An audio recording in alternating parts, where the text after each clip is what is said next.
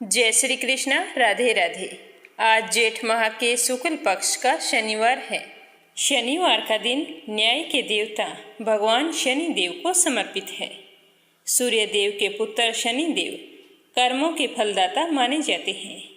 उनकी पूजा करने से जीवन में आने वाली सारी बाधाएं और कष्ट दूर हो जाते हैं। शनि देव की पूजा से शुभ कर्मों का फल प्राप्त होता है और बुरे कर्मों के दुष्प्रभाव कम हो जाते हैं। जो भी मनुष्य शनिवार के दिन शनि देव की मूर्ति पर तेल चढ़ाकर सिंदूर अर्पित करता है तो भगवान शनि देव की कृपा से उग्र और अशुभ ग्रह शांत हो जाते हैं। जीवन में सकारात्मक बदलाव देखने को मिलते हैं। शनि देव की पूजा करने से रोग, कर्ज, संतानहीनता, नौकरी व्यापार में बाधा होने जैसी समस्याओं से मुक्ति मिल जाती है।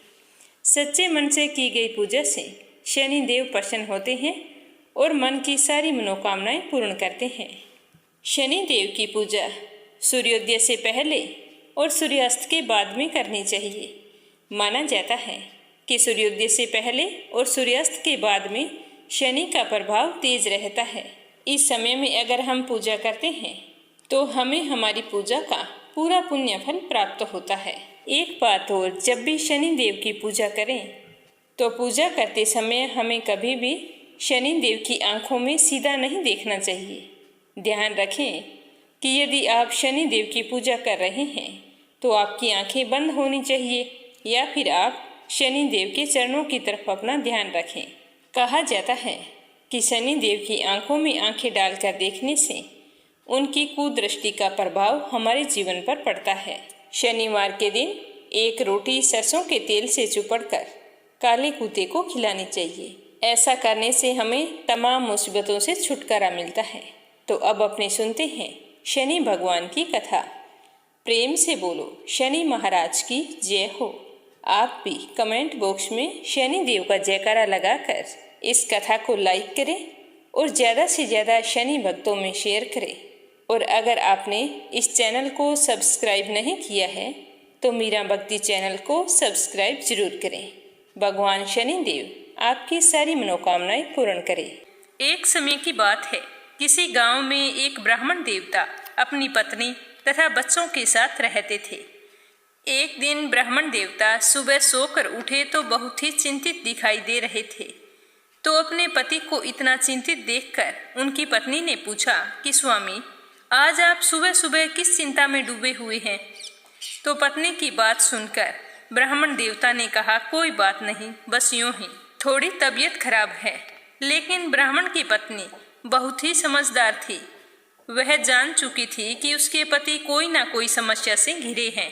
तो उसके बार बार पूछने पर ब्राह्मण देवता ने कहा कि मैं कई दिन से एक ही सपना देख रहा हूँ कि एक व्यक्ति नीले कपड़े पहनकर आता है और मुझसे कहता है कि तुम्हें मेरी साढ़े साती लगेगी।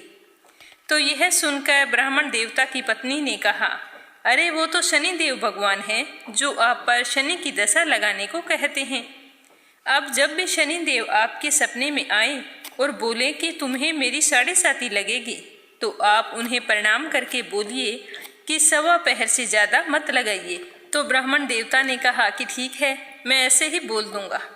दूसरी ही रात्रि को शनि देव ने फिर से ब्राह्मण के सपने में आकर कहा कि तुम्हें मेरी साढ़े साती लगेगी। तब ब्राह्मण देव ने कहा कि हे प्रभु, मेरे में इतनी क्षमता नहीं है, मैं इतने साल तक कष्ट नहीं सह पाऊंगा। आप कृपया करके मुझ पर थोड़े ही समय के लिए लगें। तो शनि देव ने कहा, तो ठीक है, मैं 2.5 साल के लिए लगूंगा। तो ब्राह्मण देव बोला कि नहीं प्रभु, मैं इतना भी सहन नहीं कर पाऊंगा, आप कृपया करके केवल 1.25 पहर तक ही लगिए।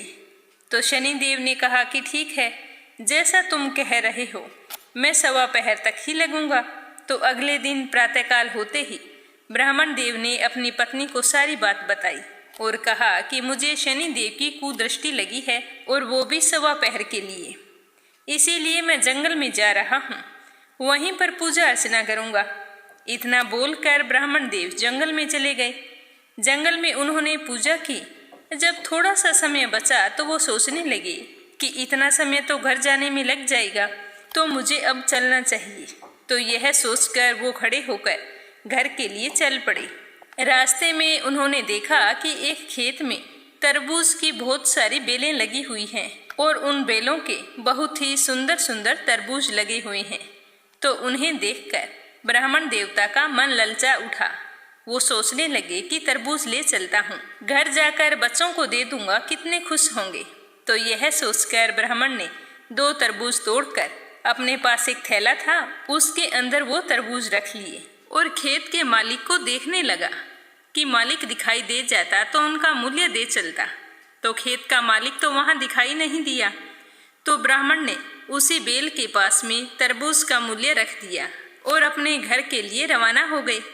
तो चलते चलते जैसे ही नगर में पहुंचे तो नगर में उन्हें 2 सिपाहियों ने रोक लिया और पूछने लगे कि ब्राह्मण, तुम्हारे थैले में क्या है?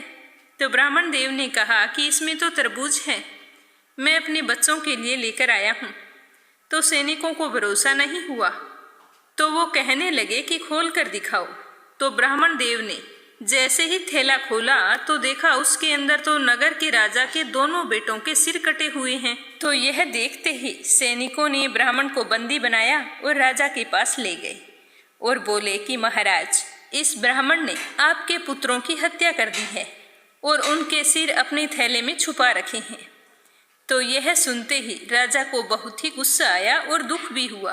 तो उन्होंने आदेश दिया कि इस ब्राह्मण को तुरंत ही फांसी पर चढ़ा दो। तो ब्राह्मण ने राजा से प्रार्थना की कि हे राजन, मेरी अंतिम इच्छा है कि मैं मरने से पहले पूजा पाठ करना चाहता हूँ। तो राजा ने कहा कि तुम्हारे मन में पूजा पाठ कहाँ से आई? तुम्हारा मन पवित्र नहीं हो सकता, क्योंकि अगर तुम पवित्र होते और ब्राह्मण होते तो कभी मेरे पुत्रों की हत्या नहीं करते। तो ब्राह्मण ने कुछ नहीं कहा कि महाराज, ये तो मेरी अंतिम इच्छा है और मरने वाले की अंतिम इच्छा पूरी की जाती है। तो राजा ने ब्राह्मण की अंतिम इच्छा पूरी करने की अनुमति दे दी। ब्राह्मण देव ने पूजा पाठ किया। तब तक शनि का 1.25 पहर समाप्त हो गया। तो उसी समय राजा के दोनों पुत्र शिकार खेलकर लौट आए। तो यह देखकर राजा हैरान था। राजा ने ब्राह्मण की सजा रोक दी और उनके साथ हुए इन हादसों का कारण पूछा। तो ब्राह्मण देव ने कहा कि राजन, मुझ पर शनि देव की 1.25 पहर की दशा लगी थी, जो अब समाप्त हो गई है। तो यह सुनकर राजा ब्राह्मण से पूछने लगे कि हे ब्राह्मण देव, शनि की दशा लगे तो क्या करना चाहिए? मुझे इसके बारे में बिल्कुल भी ज्ञान नहीं है। तो ब्राह्मण देवता ने कहा कि अगर शनि की कुदृष्टि लगे तो काले कुत्ते को सरसों के तेल से चुपड़कर रोटी खिलानी चाहिए।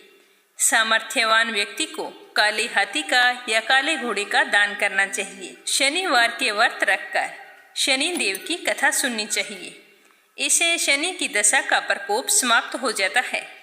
तो यह सब सुनकर राजा ने ब्राह्मण देव को छोड़ दिया। जैसे ही ब्राह्मण देव घर पहुंचे तो उनकी पत्नी ने पूछा कि स्वामी, आज आप थैले में क्या लेकर आए हैं? तो ब्राह्मण ने कहा कि बच्चों के लिए तरबूज लाया हूँ। तो पत्नी ने थैला लेकर जैसे ही खोला तो उसके अंदर तो सोने, चांदी और हीरे जवाहरात भरे हुए थे। तो यह देखकर पत्नी बहुत ही खुश हुई और अपने पति से कहने लगी कि आपका थैला तो सोने, चांदी, जवाहरात से भरा है, इन्हें आप कहाँ से लाए हैं? तो यह देखकर ब्राह्मण देव बहुत ही प्रसन्न हुए और शनि देव की महिमा अपनी पत्नी को बताई और बोले कि जब 1.25 पहर की दशा लगी थी तो तरबूज राजा के बेटे के सिर बन गए और जब 1.25 पहर की दशा समाप्त हुई तो वही तरबूज सोना, चांदी, जेवरात बन गए। हे शनि देव, आपकी महिमा तो अत्यंत निराली है। जैसे आपने मुझ पर 1.25 पहर की दशा लगाई वैसे किसी पर ना लगाना, और जैसे आपने मेरे जैसे गरीब पर कृपा की वैसी सब पर करना। जो भी श्रद्धा भाव से आपका व्रत रखे और आपकी ये व्रत कथा सुने, उसकी सारी मनोकामनाएं पूर्ण करके आशीर्वाद देना कि वह कभी भी अपने जीवन में नाना प्रकार के कष्टों का सामना ना करे। अपने कार्य क्षेत्र में हमेशा उसको सफलता मिले। बोलो शनि महाराज की जय हो। अब सुनते हैं काल और राजा विक्रमादित्य की कहानी। मानव जीवन में समय, परिस्थिति और स्थान बहुत ही बड़ी भूमिका अदा करता है। कई बार ऐसा कुछ घटित होता है, उसी के अनुरूप परिस्थितियां बनती चली जाती है। कलयुग में एक ही चक्रवर्ती सम्राट हुए थे, राजा विक्रमादित्य। जिनके नाम से ही संपूर्ण भारतवर्ष में विक्रम संवत की शुरुआत हुई थी। आज हम उन्हीं की कहानी को सुनेंगे। राजा विक्रमादित्य एक बहुत ही पराक्रमी, विद्वान, प्रजापालक तथा परोपकारी राजा थे। राजा विक्रमादित्य अपनी प्रजा को अपने पुत्र के समान प्यार करते थे तथा वे रात्रि के समय रूप बदलकर प्रजा के हालात जानने के लिए पूरे नगर का भ्रमण करते थे। एक बार राजा विक्रमादित्य रूप बदलकर देर रात्रि नगर में घूम रहे थे तो घूमते घूमते अमृत वेला का समय हो गया। उनके पैर फटने लगे। भोर के इस समय राजा विक्रमादित्य नगर की परिक्रमा वाले मार्ग से गुजर रहे थे। मार्ग की दूसरी तरफ घना जंगल शुरू हो जाता है। एकाएक राजा देखते हैं कि एक लकड़हारा कंधे पर कुल्हाड़ी लिए हुए जा रहा था। लकड़ी काटने के लिए एक ऊंचे वृक्ष पर चढ़ गया और उसी समय राजा ने देखा कि एक भयानक भालू उसी वृक्ष की तरफ दौड़ा चला आ रहा है और उसी वृक्ष पर चढ़ने लगता है।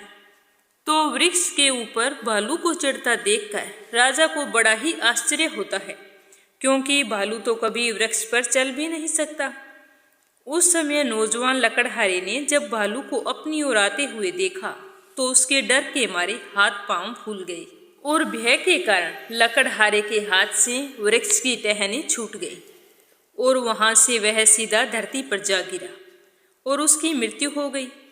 तब भालू पेड़ से नीचे उतरा और राजा के देखते ही देखते उस भालू ने एक सुंदर लड़की का रूप धारण कर लिया और जंगल के समीप जाकर एक कुएं की मुंडेर पर जाकर वो लड़की बैठ गई। तो राजा दूर खड़े होकर ये सारा नजारा देख रहे थे कि यह लड़की बना हुआ भालू अब क्या करेगा। इतनी ही देर में राजा के 2 सिपाही जो रात्रि को गश्त पर गए थे वो उधर आ गए। इत्तेफाक से दोनों सिपाही सगे भाई थे। उन दोनों में से छोटे भाई की नज़र उस लड़की पर पड़ गई तो वह अपने बड़े भाई से बोला कि भैया, लड़की देखो कितनी सुंदर है, मैं तो इसी से विवाह करूँगा। तो उसका बड़ा भाई कहता है कि अरे, बड़े भाई के होते छोटा भाई विवाह कैसे कर सकता है, बड़ा होने के नाते सबसे पहले विवाह मैं करूँगा। तब छोटा भाई बोला कि इसे पहले मैंने देखा है, इसीलिए इससे विवाह तो मैं ही करूँगा। तो यह सुनकर उसका बड़ा भाई कहने लगा कि हम दोनों भाई व्यर्थ में ही झगड़ रहे हैं, क्यों न हम इस लड़की से ही पूछ लें। हम दोनों में से जिसे यह पसंद करेगी वही इस लड़की से विवाह कर लेगा। तो इस प्रकार दोनों भाई आपस में निर्णय करके उस लड़की के पास गए। तो बड़े भाई ने उस लड़की से पूछा कि हे सुंदरी, आप कौन हो और यहाँ क्या कर रही हो। तो वह लड़की बोली कि मैं पास ही के एक गांव में रहती हूँ और अपने पति की तलाश में निकली हूँ। तो छोटा भाई बोला कि तुम्हारा पति कहाँ है, अगर तुम चाहो तो हम तुम्हारी मदद कर सकते हैं उसे ढूंढने के लिए। तो वह लड़की बोली कि मैं तो अभी कुंवारी हूँ और किसी योग्य वर की तलाश में निकली हूँ। तब छोटा भाई बोला कि हम दोनों भाई भी अभी कुंवारे हैं, यदि तुम चाहो तो हम में से किसी एक से विवाह कर सकती हो। तो वह लड़की कहने लगी कि मैं तुम दोनों में से एक से विवाह कर लूँगी, परंतु मेरी एक शर्त है। तो उसकी बात सुनकर दोनों भाई बोले कि बोलो, तुम्हारी क्या शर्त है। तो वो लड़की कहने लगी कि तुम दोनों में से जो अधिक बहादुर होगा मैं उसी से विवाह करूँगी। तो इतना सुनते ही दोनों भाई स्वयं को एक दूसरे से श्रेष्ठ सिद्ध करने की इच्छा रखते हुए आपस में युद्ध लड़ने लगे। दोनों भाइयों ने अपनी अपनी तलवारें निकाली और एक दूसरे के पेट में आर पार कर दी। दोनों भाइयों की तड़प तड़प कर जान चली गई। उन दोनों भाइयों की मृत्यु होते ही वह लड़की उन दोनों भाइयों पर जोर से हंसी और वहां से उठकर दूसरी दिशा की तरफ चल पड़ी। राजा विक्रमादित्य सोचने लगे कि यह लड़की तो एक छलावा है, ना जाने अब क्या करेगी। ऐसा सोचते सोचते राजा उस लड़की के पीछे पीछे चल पड़े। उसे थोड़ी दूरी रखे हुए उसका पीछा कर रहे थे। अब सुबह का समय हो चुका था और सूर्य भगवान भी अपना पूर्ण रूप लेकर प्रकट हो चुके थे। लेकिन राजा विक्रमादित्य एक भालू के वृक्ष पर चढ़ने और फिर एक सुंदर लड़की का रूप धारण करने वाले विचित्र घटना को अपनी आंखों से देखकर सुध बुध खो बैठे थे। अब तो राजा को राजपाट, भूख प्यास के बारे में बिल्कुल भी ध्यान नहीं रहा।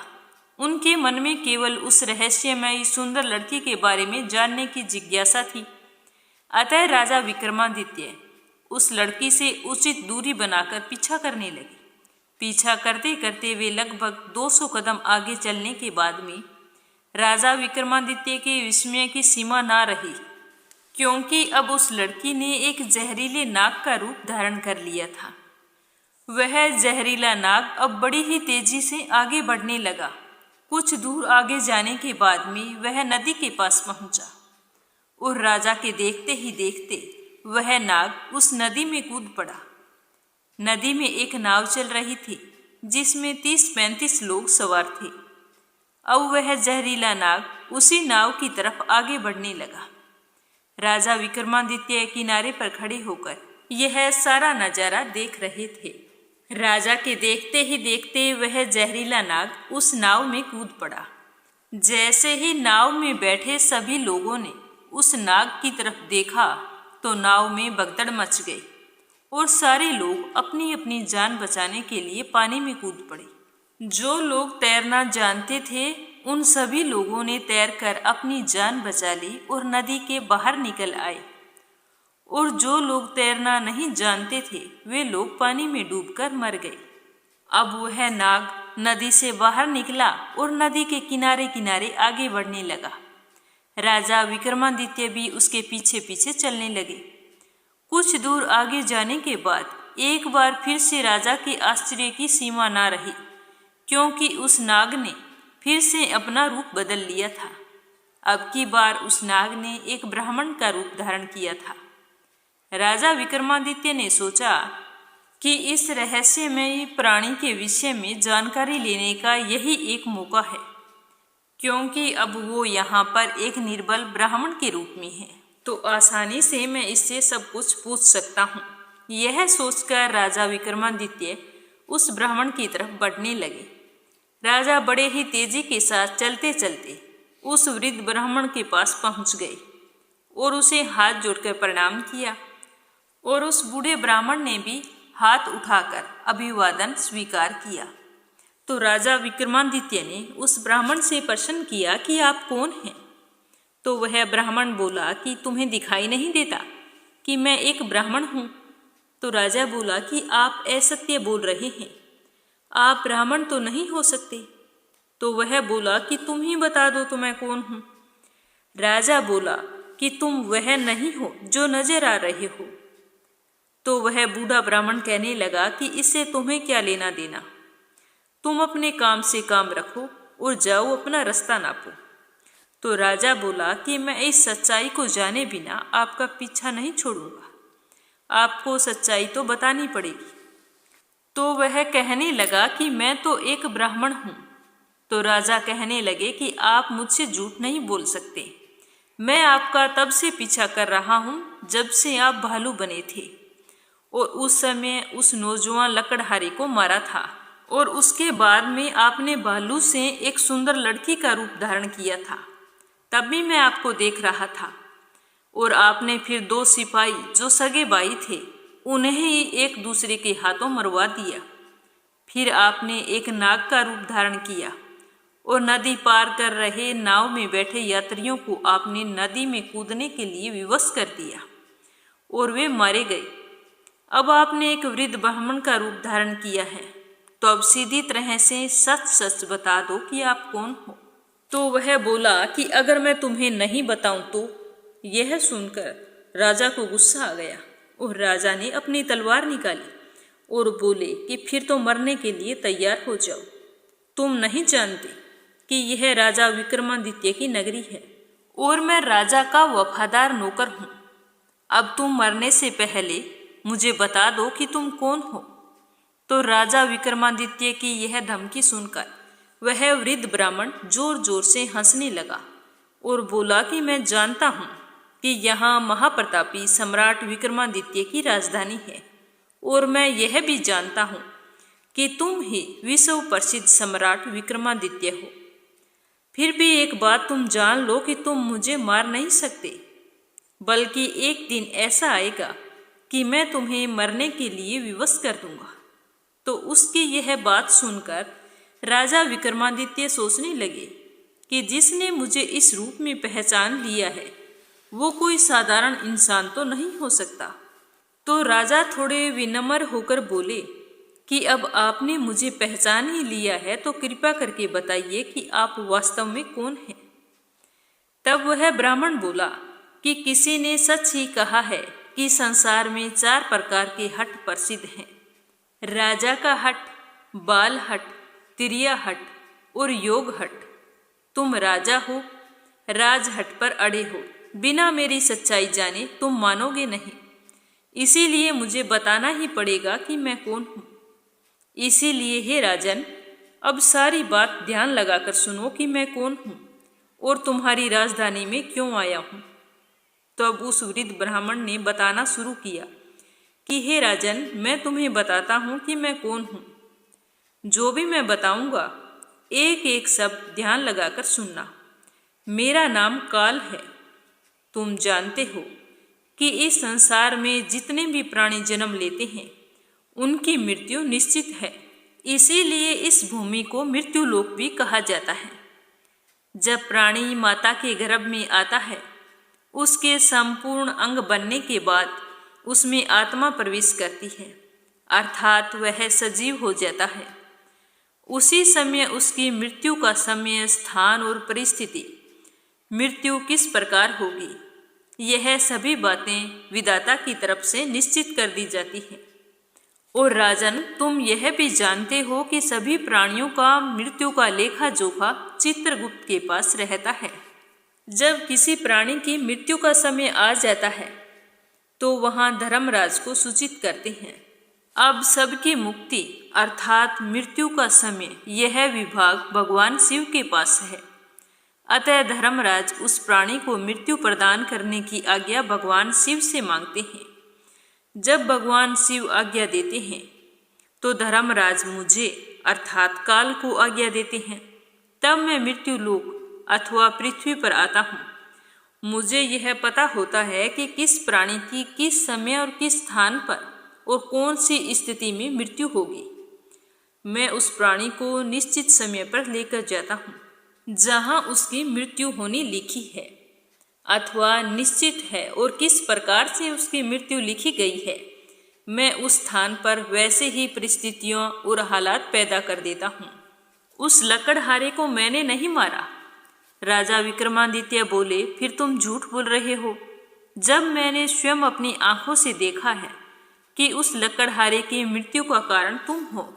तो वह ब्राह्मण कहने लगा कि बेशक कारण मैं बना था, लेकिन सांसारिक लोग तो यही समझते हैं कि लकड़हारे की मृत्यु वृक्ष से गिरकर टहनी टूटने के कारण हुई थी, और फिर मुझे तो मृत्यु देव धर्मराज के आदेश का पालन करना ही पड़ता है। उसकी मृत्यु वृक्ष से गिरने के कारण लिखी गई थी, इसीलिए मैंने भालू बनकर वैसे ही परिस्थिति व हालात पैदा कर दिए। तुम ये तो सोचो कि अगर असली भालू होता तो वह क्या कभी पेड़ पर चढ़ पाता, परंतु वहां तो मैं था और मेरे लिए कुछ भी असंभव नहीं है। तो उस वृद्ध ब्राह्मण की बात सुनकर राजा ने कहा, तो फिर मुझे एक बात और बताओ कि जो सिपाही, जो दोनों भाई थे, उन्होंने एक दूसरे को क्यों मारा? उनकी मौत के जिम्मेदार तो तुम ही हो। तो वह ब्राह्मण बोला कि उनको भी मैंने नहीं मारा। उनकी मृत्यु एक दूसरे के हाथों लिखी थी, अतः उनके लिए मुझे एक सुंदर लड़की बनना पड़ा। और नाव में सवार लोगों की मृत्यु पानी में डूबने से लिखी थी, इसीलिए मुझे भयानक नाग का रूप धारण करना पड़ा। हे राजन, मुझे लगता है कि अब तो आप अच्छी तरह से समझ गए होंगे कि मैं कौन हूँ और तुम्हारी नगरी में क्यों आया हूँ, और आप यह भी समझ गए होंगे कि समय, स्थान और परिस्थिति सांसारिक प्राणी के जीवन में कितनी बड़ी भूमिका निभाता है। तो राजा विक्रमादित्य उस वृद्ध ब्राह्मण रूपी काल की बातें बड़े ही ध्यानपूर्वक सुन रहे थे और बातें सुनते ही गंभीर हो गए तो काल कहने लगा कि राजन, अब तो मैं चलता हूँ। तो राजा बोले कि हे कालदेव, आपने मुझे बहुत ही अच्छी जानकारी दी है, जिसके लिए मैं आपका बहुत ही आभार प्रकट करता हूँ। पर आप जाने से पहले मेरे एक प्रश्न का जवाब देते जाइए। तो कालदेव ने कहा कि पूछो, क्या पूछना है? जल्दी पूछो, मेरे पास समय नहीं है। तो राजा विक्रमादित्य बोले कि कृपया करके आप मुझे यह बतलाइए कि मेरी मृत्यु किस समय और किस प्रकार होगी। तो कालदेव बोले कि राजन, मैं यह तो बता सकता हूँ कि तुम्हारी मृत्यु कहाँ और किस प्रकार होगी, परंतु यह नहीं बता सकता कि तुम्हारी मृत्यु कब होगी। तो राजा विक्रमादित्य बोले कि हे कालदेव, मृत्यु का समय बताने में आपको क्या आपत्ति है? तो कालदेव कहने लगे कि राजन, यदि मैं पहले ही आपको मृत्यु का समय बता देता हूँ तो आप इसी क्षण चिंता से ग्रस्त हो जाओगे, और आप तो जानते हो कि चिंता और चिता दोनों में कोई अंतर नहीं है। अभी तो आपको अपने शासन काल में बहुत से शुभ और जन कल्याण के कार्य करने हैं। तो राजा विक्रमादित्य बोले कि चलो कोई बात नहीं, समय नहीं बता सकते हो तो यह तो बता दो कि मेरी मृत्यु कहाँ होगी और कैसे होगी। तो कालदेव कहने लगे कि सुनो राजन, तुम्हारी मृत्यु तुम्हारे ही महल में सीढ़ियों से पांव फिसलने के कारण होगी। इतनी बात कहते ही कालदेव एक दिशा की ओर जल्दी जल्दी चल पड़े और कुछ दूर जाकर विलुप्त हो गए। राजा टकटकी लगाए कालदेव की ओर देख रहे थे। अब इस समय सूर्य भगवान भी पूर्ण रूप से अस्त हो चुके थे। चारों तरफ अंधकार छा गया था। राजा विक्रमादित्य अब शारीरिक और मानसिक रूप से थक चुके थे, अतः मन में गहन सोच विचार करने के लिए तेज तेज कदमों से अपने महल की ओर